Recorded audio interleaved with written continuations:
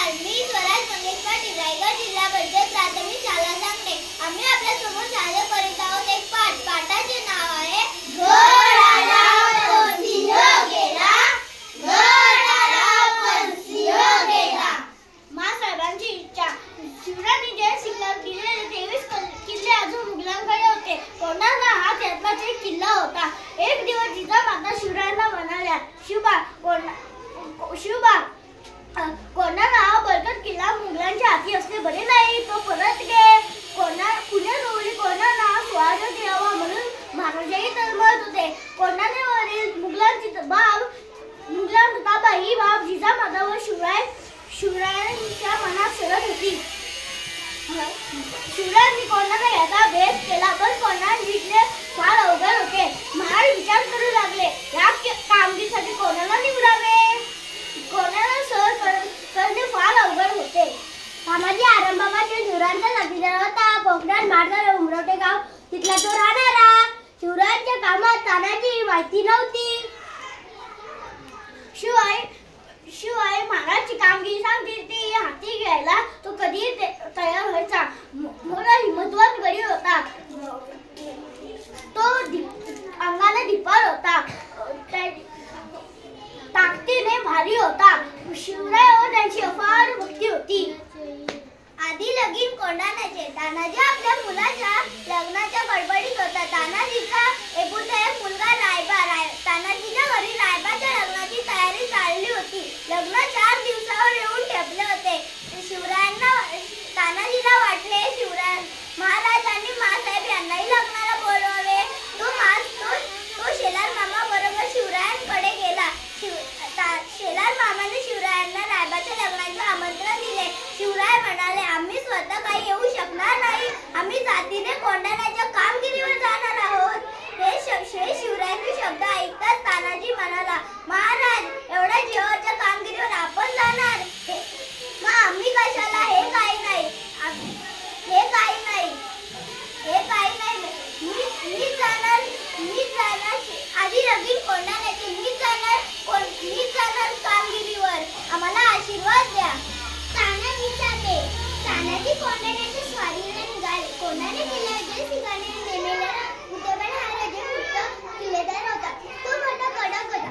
गडाला 2 दरवाजे होते. दोन्ही ठिकाणी उदयबाने पक्का बंदोबस्त ठेवला होता. आता गडावर जायचे कसे? तानाजीने गडाभोवती रेलणी केली. पश्चिमेला उंच गडा होता, पण त्या बाजूला पहारा नव्हता.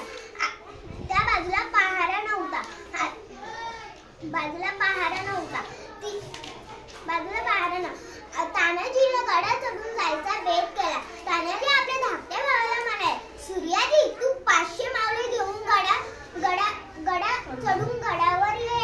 मी 300 मावळे घेऊन गडावर चढून गडावर येतो आणि कल्याण दरवाजा उघडतात. तुम्ही शत्रूचा बंदोबस्त करा. तानाजी आणि सूर्याजी दोन्ही एका वाटेने गडावरून गडावर रात्रीची वेळ होती. तानाजी व त्यांचे मावळे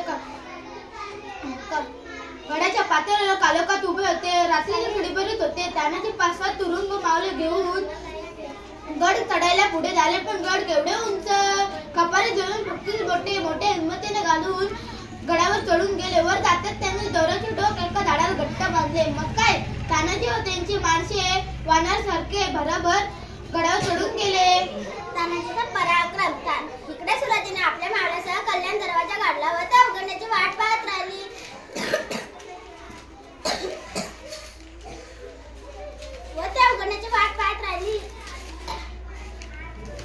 लढाईला सुरुवात झाली.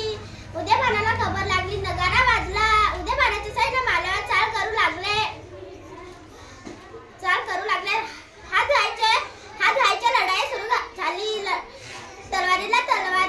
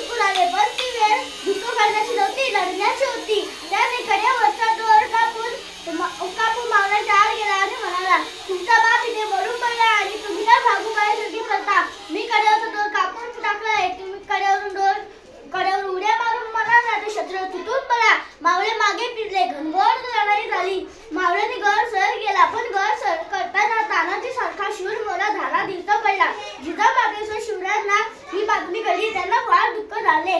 महाराज हसले आणि म्हणाले, गड आला